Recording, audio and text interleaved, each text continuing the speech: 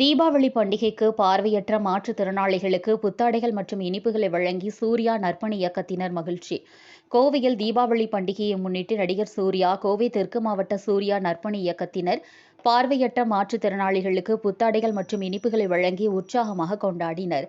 Tamil cinema துறையில் முன்னணி நடிகரான சூர்யா, அவரது ரசிகர்களுக்கு கோவையில் தெற்கு மாவட்ட தலைமை சூர்யா நற்பணி இயக்கம் சார்பாக ஒவ்வொரு ஆண்டும் பண்டிகை நாட்களில் மாற்றுத்திறனாளிகளுக்கு நலத்திட்ட உதவிகளை வழங்கி அவர்களுடன் இணைந்து பண்டிகையை கொண்டாடி வருகின்றனர்.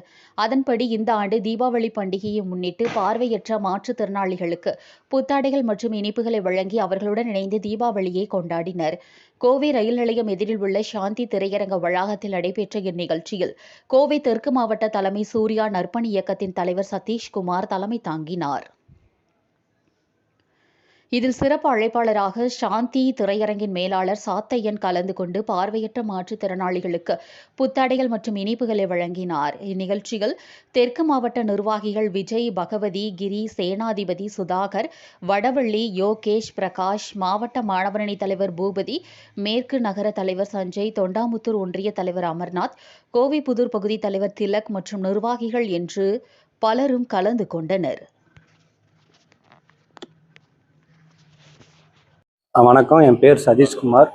கோவை தெற்கு மாவட்ட சூரிய நற்பணி இயக்கத்தோட மாவட்ட தலைவர். இன்றைக்கி பார்த்தீங்கன்னா தீபாவளி பண்டிகை முன்னிட்டு கண் பார்வையற்றோர் மாற்றுத்திறனாளி 50க்கும் மேற்பட்டவர்களுக்கு புத்தாடை வழங்கியிருக்கோம்.